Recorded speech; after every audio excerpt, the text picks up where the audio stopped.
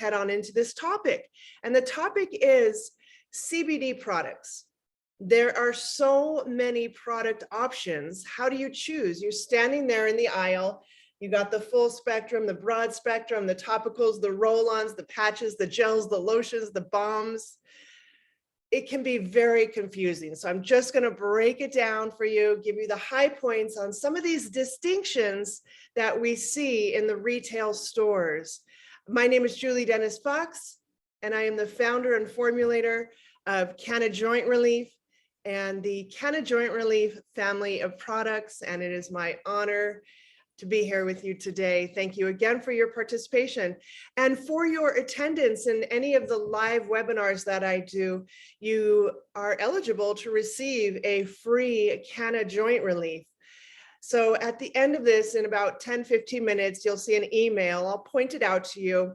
Just email that email and let me know that you are here, and let me know where to send your complimentary product. So anything I could do to support you is what I like to do.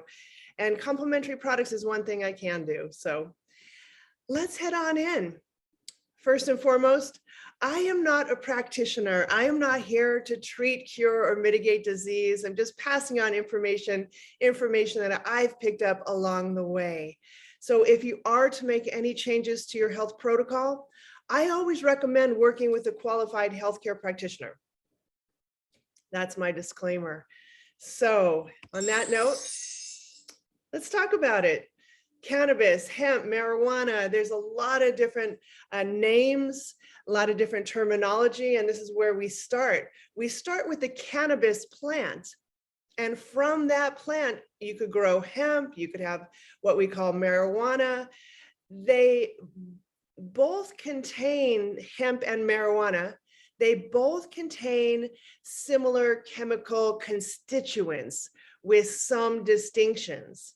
For example, the hemp plant, it's often used for fiber and fuel, and now for CBD. It tends to be very low in a chemical, THC, that we find in marijuana. And marijuana is generally grown for the THC content. That's the chemical that so-called gets you high. And that is the product that you will find typically only in a dispensary. People who go to dispensaries are there for often the THC content and marijuana. Conversely, in the retail stores, they're going to be getting their products from hemp. And again, hemp is grown for a lot of things, including its CBD content, but it is low in THC. I will point that out in a moment, how low it actually must be to appear in a retail store. CBD product options. It's a relatively new category in our natural product stores, CBD products. We haven't seen them in the natural product stores, these CBD products, for very long at all. But what we are starting to see is terminology coming up describing what may be in those products that we see in the retail stores. For example, let me break this down. Full spectrum CBD, there's broad spectrum CBD, there's isolates, and there's going to be more terminology coming out, I am sure of it. But let's just start with these three: full spectrum, broad spectrum, and isolates. What are they? And which one should we choose for our own usage? Starting with full spectrum, it's often the most popular one you're going to see called out on a product label. Full spectrum CBD, what does it mean? First off, sometimes it's also called whole plant, and it supports what's called the entourage effect. I love that very glamorous terminology, the entourage effect. That means that you get the benefit of all of the naturally occurring chemical constituents in the hemp plant or the cannabis plant, the marijuana plant. Full spectrum CBD typically, again, is from hemp, and it contains all of these various chemicals, including, by the way, yes, that THC. I'm going to point that out here because I want to point out legally, if you have a CBD product in the natural product stores and the retail stores, it must contain 0.3% or less of THC. Trying to get my pen to come up here. Pen. Yes. If you're buying a product, a CBD product in the retail stores and it says full spectrum on it, it can legally contain 0.3% THC. Now, some people don't want the THC. Some people are sensitive to having any amount of THC in their product. I like a full spectrum, to be honest, because I do think what we're seeing in the research is that there is benefit to this entourage effect with having at least a little bit of that THC. But I respect the fact that some people just don't want THC. They're going to want to look for broad spectrum CBD. Broad spectrum CBD has the variety of the different chemical constituents, but it guarantees that there is no THC in it. And isolates, very simply put, it is the isolate of CBD extracted out of the plant, extracted out of that full range of chemical constituents. And by the way, those chemical constituents, those two lists that you saw on full spectrum and broad spectrum, that's just a small sampling of all of the chemicals found within the plant. Every plant on this beautiful earth that we live on has a full range of chemical constituents. Those that we just saw in full spectrum and in broad spectrum is just a little sampling of the full range. Now, when you get to the isolate, it just narrows down to that particular chemical constituent, and here we're talking about CBD. Well, which one is best? I see value in all of these. I like the full spectrum. I'm a traditional herbalist, and I love using whole plant material in all of my products, including the CBD. I use full spectrum. And the research, some of the research is coming out supporting usage of full spectrum as being optimal. Again, I also respect the fact that some people don't want THC. I understand that. Broad spectrum will be most suited for them. And isolates, interestingly enough, a lot of the research is using CBD isolate. So a lot of the research we're seeing coming out consistently, and there has been research coming out at least since the 80s, at least if not longer. But the isolates is often what the scientists are studying. So there's going to be benefit in that. And I use the example of magnesium. I love getting my magnesium naturally in the foods that I eat, right? Spinach, for example. There's a whole variety of foods that naturally contain magnesium. And I like to eat those foods because I like those foods. And I also know that it contains all of these foods, these natural foods, these whole foods, the produce. All of these foods contain things that are good for my body. Spinach, for example, contains magnesium.